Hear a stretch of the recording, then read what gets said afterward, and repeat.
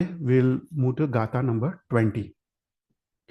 Jnanam yatha tvai vibhati krutavakasham naivam tata harihara dishu nayakeshu tejas puranamanishu yati yata mahatvam naivam tu काच सकले किरणा कुलेपी।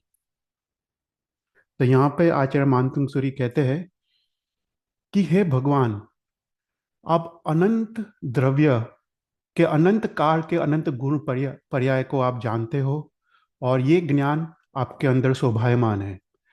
और ऐसा ज्ञान अन्य देव देवियों में नहीं है कि जैसे एक देव दिव्योमान मणि है, उसकी कांति, उसका प्रभाव और उसका महत्व धराता है, पर एक कांच का जो टुकड़ा है उसका प्रकाश ऐसा गौरव धराता नहीं है। तो यहाँ पे आचार्य मानतुंग कहते हैं कि हे भगवान, आपका रूप तो अद्वितीय है, पर आपका ज्ञान भी अद्वितीय है। कहाँ आपका ज्ञान और कहाँ पे लौकिक देवों का ज्ञान। कहते हैं कि आपके ज्ञान में कहीं पे भी विरोधाभास नहीं है, वो त्रिकाल अबाधित है। कोई भी अन्य मत मतांतर आपके ज्ञान का खंडन नहीं कर सकते हैं।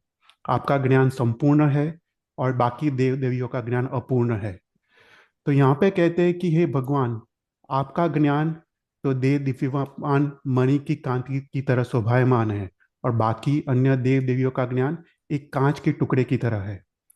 तो यहाँ पे ये गाथा का रहस्य ऐसा है कि भगवान ने सभी कर्मों का क्षय करके सर्वज्ञान और सर्वदर्शन प्राप्त किया है।